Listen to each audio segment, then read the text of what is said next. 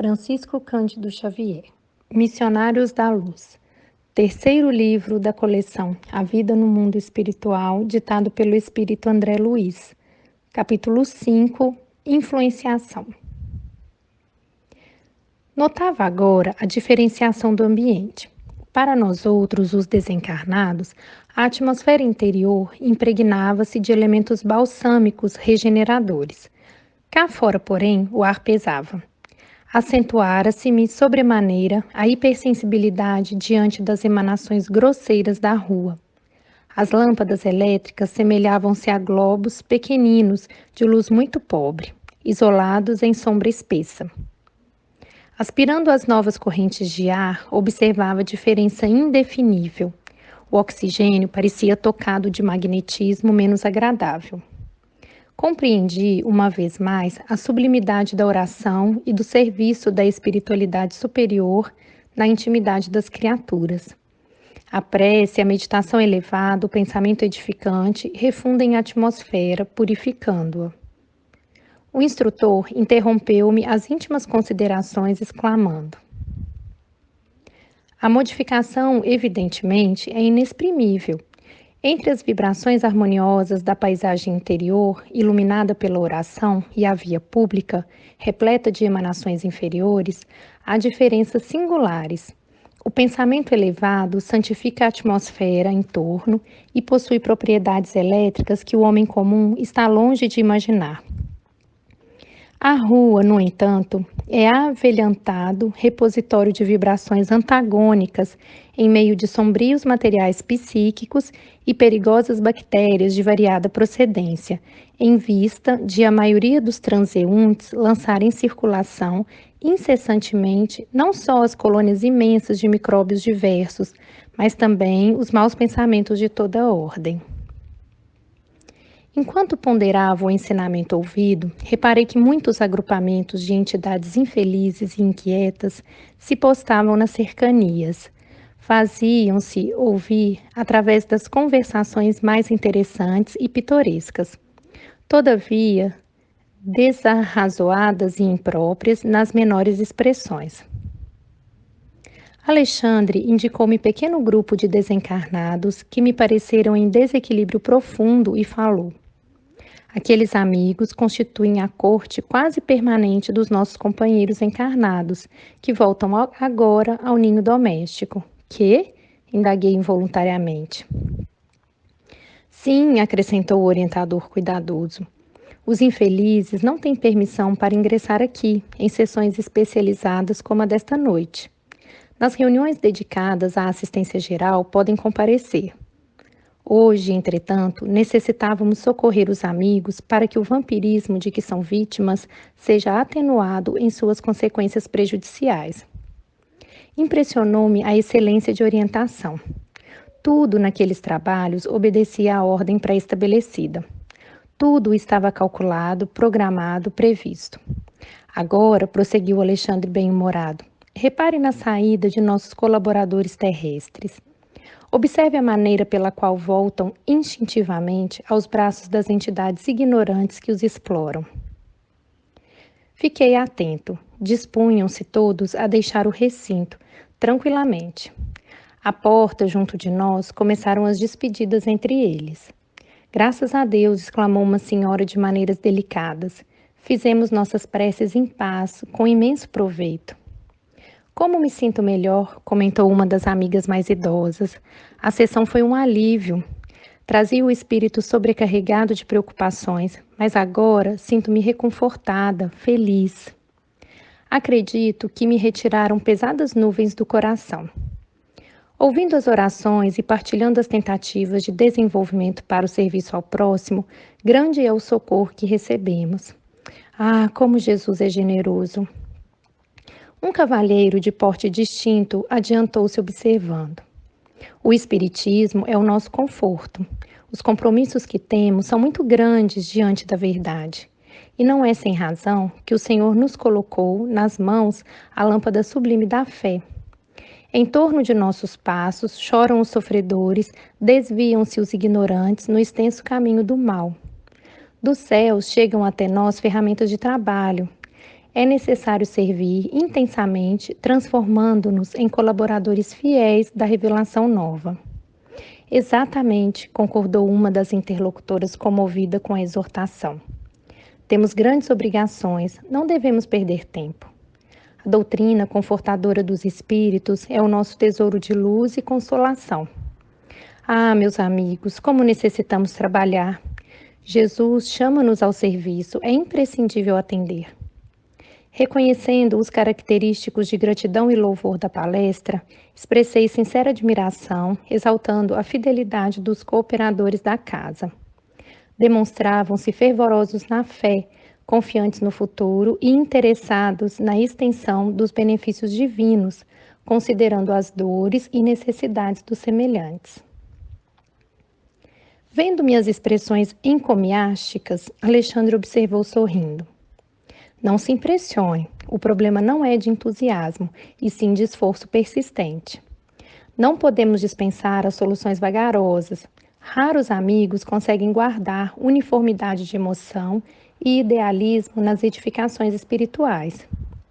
Vai para 9 anos, com algumas interrupções, que me encontro em concurso ativo nesta casa, e mensalmente vejo desfilar aqui as promessas novas e os votos de serviço. Ao primeiro embate com as necessidades reais do trabalho, reduzido o número de companheiros permanece fiel à própria consciência. Nas horas calmas, grandes louvores. Nos momentos difíceis, disfarçadas deserções a pretexto de incompreensão alheia. Sou forçado a dizer que, na maioria dos casos, nossos irmãos são prestativos e caridosos com o próximo, em se tratando das necessidades materiais, mas quase sempre continuam sendo menos bons para si mesmos, por se esquecerem de aplicação da luz evangélica à vida prática. Prometem excessivamente com as palavras, todavia operam pouco no campo dos sentimentos.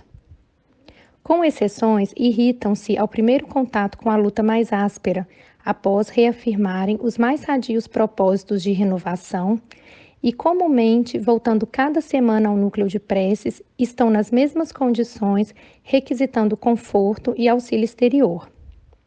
Não é com facilidade que cumprem a promessa de cooperação com Cristo em si próprios, base fundamental da verdadeira iluminação. Porque Alexandre silenciara, observei atenciosamente os circunstantes. Ainda se achavam todos eles, os encarnados, irradiando alegria e paz, colhidas na rápida convivência com os benfeitores invisíveis. Da fronte de cada um emanavam raios de espiritualidade surpreendente. Num gesto significativo, o instrutor esclareceu. Eles ainda se encontram sob as irradiações do banho de luz a que se submeteram, através do serviço espiritual com a oração. Se conseguissem manter semelhante estado mental, pondo em práticas as regras de perfeição que aprendem, comentam e ensinam, fácil lhe seria atingir positivamente o nível superior da vida. Entretanto, André, como nós, que em outros tempos fomos inexperientes e frágeis, eles agora ainda o são também. Cada hábito menos digno, adquirido pela alma no curso incessante dos séculos, funciona qual entidade viva no universo de sentimentos de cada um de nós, compelindo-nos às regiões perturbadas e oferecendo elementos de ligação com os infelizes que se encontram em nível inferior. Examine os nossos amigos encarnados com bastante atenção. Contemplei-os com interesse. Trocavam gentilmente as últimas saudações da noite, demonstrando luminosa felicidade. Acompanhemos o grupo onde se encontra o nosso irmão mais fortemente atacado pelas inquietações do sexo, exclamou o orientador, proporcionando-me valiosa experiência. O rapaz, em companhia de uma senhora idosa e de uma jovem, que logo percebi serem sua mãe e irmã, punham-se de regresso ao lar. Movimentamo-nos seguindo-os de perto. Alguns metros além do recinto, onde se reuniam os companheiros de luta, o ambiente geral da via pública tornava-se ainda mais pesado. 3 entidades de sombrio aspecto, absolutamente cegas para com a nossa presença, em vista do baixo padrão vibratório de suas percepções, acercaram-se do trio sob nossa observação. Encostou-se uma delas à senhora idosa e instantaneamente reparei que a sua fronte se tornava opaca, estranhamente obscura. Seu semblante modificou-se. Desapareceu-lhe o júbilo irradiante, dando lugar aos sinais de preocupação forte. Transfigurara-se de maneira completa. Oh, meus filhos, exclamou a genitora, que parecia paciente e bondosa. Por que motivo somos tão diferentes no decurso do trabalho espiritual? Quisera possuir, ao retirar-me de nossas orações coletivas, o mesmo bom ânimo, a mesma paz íntima. Isso, porém, não acontece. Ao retomar o caminho da luta prática, sinto que a essência das preleções evangélicas persevera dentro de mim, mas de modo vago, sem aquela nitidez dos primeiros minutos. Esforço-me sinceramente para manter a continuação do mesmo estado d'alma. Entretanto, algo me falta, que não sei definir com precisão. Nesse momento, as 2 outras entidades, que ainda se mantinham distanciadas, agarraram-se comodamente aos braços do rapaz, que ofereceu aos meus olhos o mesmo fenômeno.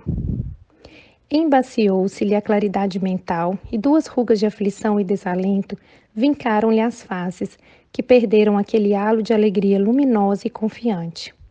Foi então que ele respondeu em voz pousada e triste. É verdade, mamãe. Enormes são as nossas imperfeições. Creia que a minha situação é pior. A senhora experimenta ansiedade, amargura, melancolia. É bem pouco para quem, como eu, se sente vítima dos maus pensamentos. Casei-me há menos de 8 meses e, não obstante o devotamento de minha esposa, tenho o coração, por vezes, repleto de tentações descabidas. Pergunto a mim mesmo a razão de tais ideias estranhas e, francamente, não posso responder. A invencível atração para os ambientes malignos confunde meu espírito, que sinto inclinado ao bem e à retidão de proceder. Quem sabe, mano, está você sob a influenciação de entidades menos esclarecidas? Considerou a jovem com boas maneiras. Sim, suspirou o rapaz. Por isso mesmo, venho tentando o desenvolvimento da mediunidade, a fim de localizar a causa de semelhante situação. Nesse instante, o orientador murmurou desveladamente. Ajudemos a este amigo através da conversação. Sem perda de tempo, colocou a destra na fronte da menina, mantendo-a sob vigoroso influxo magnético e transmitindo-lhe suas ideias generosas. Reparei que aquela mão protetora, ao tocar os cabelos encaracolados da jovem, expedia luminosas chispas somente perceptíveis ao meu olhar. A menina, a seu turno, pareceu mais nobre e mais digna em sua expressão quase infantil e respondeu firmemente. Nesse caso, concordo em que o desenvolvimento mediúnico deve ser a última solução, porque antes de enfrentar os inimigos, filhos da ignorância, deveríamos armar o coração com a luz do amor e da sabedoria.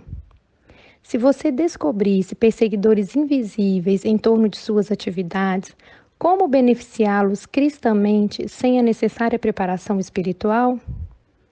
A reação educativa contra o mal é sempre um dever nosso, mas antes de cogitar de um desenvolvimento psíquico, que seria talvez prematuro, deveremos procurar a elevação de nossas ideias e sentimentos. Não poderíamos contar com uma boa mediunidade sem a consolidação dos nossos bons propósitos, e para sermos úteis nos reinos do espírito, cabe-nos aprender, em primeiro lugar, a viver espiritualmente, embora estejamos ainda na carne. A resposta, que constituíra para mim valiosa surpresa, não provocou maior interesse em ambos os interlocutores, quase neutralizados pela atuação dos vampiros habituais. Mãe e filho deixavam perceber funda contrariedade em face das definições ouvidas. A palavra da menina, cheia de verdadeira luz, desconcertava-os. Não tem você bastante idade, minha filha? Exclamou contrafeita a velha genitora. Não pode, pois, opinar nesse assunto. E com boa Como boa cultivadora de sofrimentos antigos, acentuou: quando você atravessar os caminhos que meus pés já cruzaram, quando vierem as desilusões sem esperança, então observará como é difícil manter a paz e a luz no coração. E se algum dia, falou o rapaz melancólico, experimentar as lutas que já conheço, verá que tenho motivos de queixa contra a sorte e que não me sobram outros recursos se não permanecer no círculo das indecisões que me assaltam. Faço quanto posso por desvencilhar-me das ideias sombrias e vivo a combater inesperadas tentações. No entanto, sinto-me longe da libertação espiritual necessária. Não me falta vontade, mas Alexandre, que havia retirado a destra de sobre a fronte da jovem, informou, atendendo-me a perplexidade. O amigo que se uniu à nossa irmã foi seu marido terrestre, homem que não desenvolveu as possibilidades espirituais e que viveu em tremendo egoísmo doméstico. Quanto aos dois infelizes que se apegam tão fortemente ao rapaz, são dois companheiros ignorantes e perturbados que ele adquiriu em contato com o meretrício. Diante do meu espanto, o instrutor prosseguiu explicando. O ex-esposo não concebeu o matrimônio senão comunhão corporal para atender conveniências vulgares da experiência humana, e em vista de haver passado tempo de aprendizado terreno, sem ideais enobrecedores, interessados em fruir todas as gratificações dos sentidos, não se sente com bastante força para abandonar o círculo doméstico, onde a companheira, por sua vez, somente agora, depois da desencarnação dele, começa a preocupar-se com os problemas concernentes à vida espiritual. Quanto ao rapaz, de leviandade em leviandade, criou fortes laços com certas entidades ainda atoladas no pântano de sensações do meretrício, das quais se destacam, por mais perseverantes, as duas criaturas que ora se lhe agarram, quase que integralmente sintonizadas com seu campo de magnetismo pessoal. O pobrezinho não se apercebeu dos perigos que o defrontavam e tornou-se a presa inconsciente de afeiçoados que lhe são invisíveis, tão fracos e viciados quanto ele próprio. E não haverá recurso para libertá-los? Indaguei emocionado. O orientador sorriu paternalmente e considerou. Mas quem deverá romper as algemas, senão eles mesmos? Nunca lhes faltou o auxílio exterior de nossa amizade permanente. No entanto, eles próprios alimentam-se uns aos outros no terreno das sensações sutis, absolutamente imponderáveis para os que lhes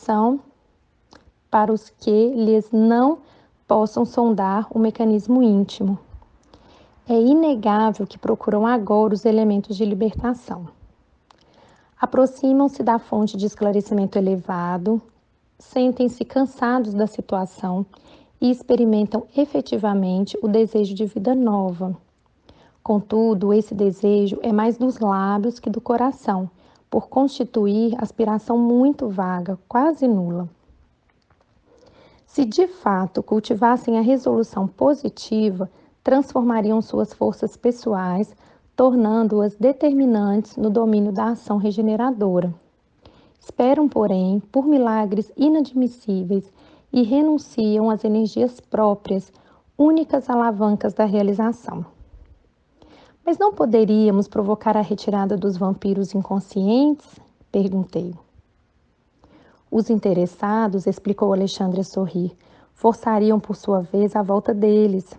Já se fez a tentativa que você lembrou, no propósito de beneficiá-los, de modo indireto, mas a nossa irmã se declarou demasiadamente saudosa do companheiro, e o nosso amigo afirmou intimamente sentir-se menos homem, levando humildade à conta de covardia e tomando o desapego aos impulsos inferiores por tédio destruidor. Tanto expediram reclamações mentais que as suas atividades interiores constituíram verdadeiras invocações, e em vista do vigoroso magnetismo do desejo constantemente alimentado, agregaram-se-lhes de novo os companheiros infelizes. Mas vivem assim, imantados uns aos outros em todos os lugares? Indaguei. Quase sempre. Satisfazem-se mutuamente na permuta contínua das emoções e impressões mais íntimas. Preocupada em fazer algum bem, ponderei.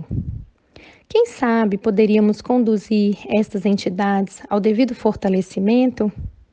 Não será razoável doutriná-las, incentivando-as ao equilíbrio e ao respeito próprio? Semelhante recurso, falou Alexandre complacente, não foi esquecido.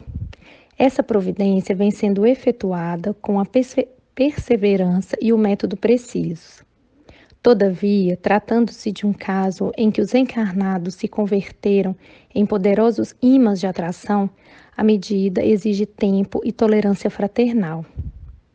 Temos grande número de trabalhadores consagrados a esse mistério em nosso plano e aguardamos que a semeadura de ensinamentos dê seus frutos.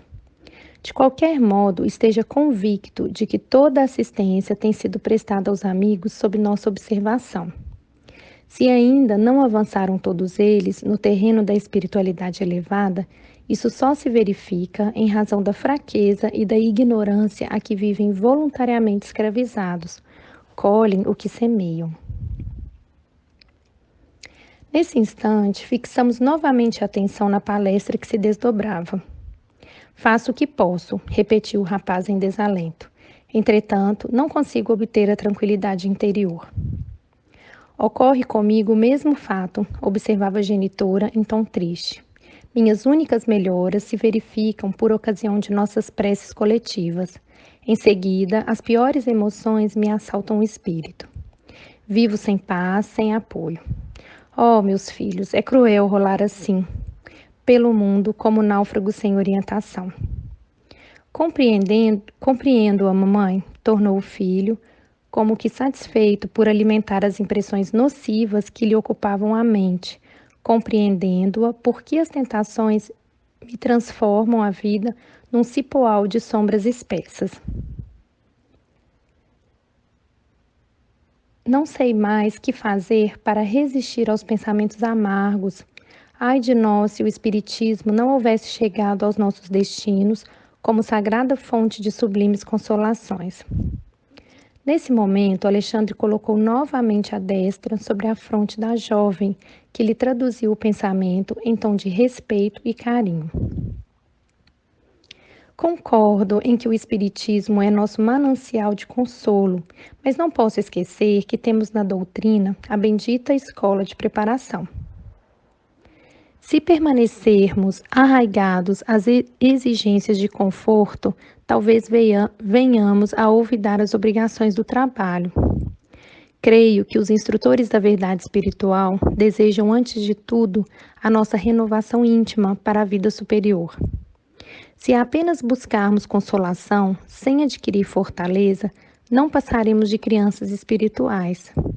Se procurarmos a companhia de orientadores benevolentes, tão só para o gozo de vantagens pessoais, onde estará o aprendizado? Acaso não permanecemos aqui na Terra em lição? Teríamos recebido o corpo ao renascer apenas para repousar? É incrível que os nossos amigos da esfera superior nos venham suprimir a possibilidade de caminhar por nós mesmos, usando os próprios pés. Naturalmente, não nos querem os benfeitores do além para eternos necessitados da casa de Deus, e sim para companheiros dos gloriosos serviços do bem, tão generosos, fortes, sábios e felizes quanto eles já o são. E modificando a inflexão de voz, desejoso de demonstrar a ternura filial que lhe vibrava na alma, acentuou.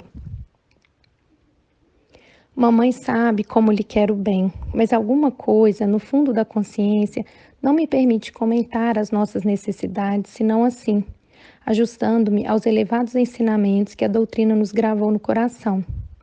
Não posso compreender cristianismo sem a nossa integração prática nos exemplos do Cristo. Em virtude de um instrutor haver interrompido a operação magnética e porque me encontrasse perplexo ante a facilidade com que a menina lhe recebia os ensinamentos, quando observara tanta complexidade nos serviços de psicografia, Expus ao orientador amigo as indagações que me assaltavam o espírito.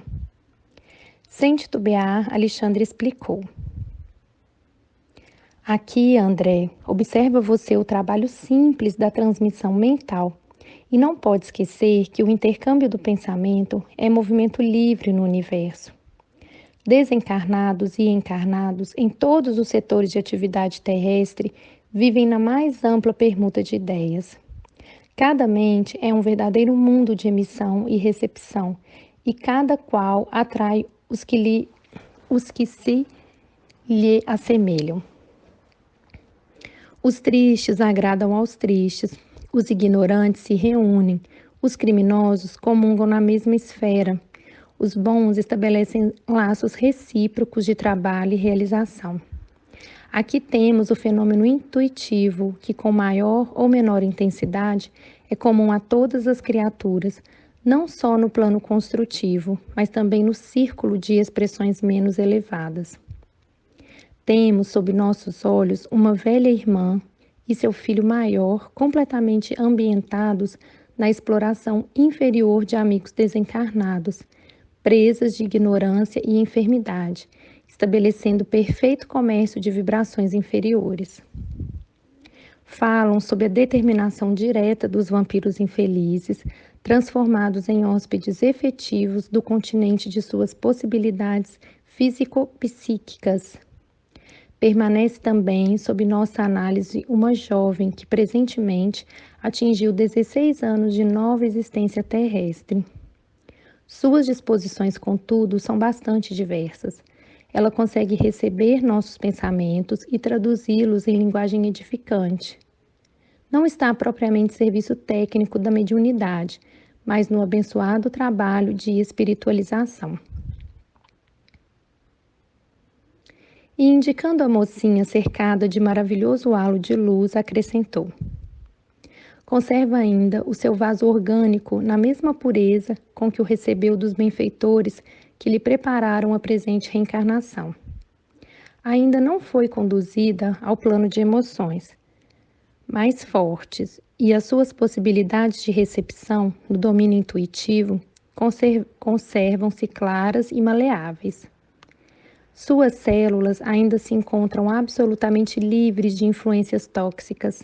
Seus órgãos vocais, por enquanto, não foram viciados pela maledicência, pela revolta, pela hipocrisia. Seus centros de sensibilidade não sofreram desvios até agora. Seu sistema nervoso goza de harmonia invejável e o seu coração, envolvido em bons sentimentos, comunga com a beleza das verdades eternas, através da crença sincera e consoladora. E, além disso, não tendo débitos muito graves no pretérito, condição que é isenta do contato com as entidades perversas que se movimentam na sombra, pode refletir com exatidão os nossos pensamentos mais íntimos. Vivendo muito mais pelo espírito, nas atuais condições em que se encontra, basta a permuta magnética para que nos traduza as ideias essenciais. Isso significa, perguntei, que essa jovem é bastante pura e que continuará com semelhantes facilidades em toda a existência? Alexandre sorriu e observou. Não tanto. Ela ainda conserva os benefícios que trouxe do plano espiritual e as cartas da felicidade ainda permanecem nas suas mãos para extrair as melhores vantagens no jogo da vida. Mas dependerá dela o ganhar ou perder futuramente. A consciência é livre. Então, continuei perguntando, não seria difícil preparar-se todas as criaturas para receberem a influenciação superior? De modo algum, esclareceu ele.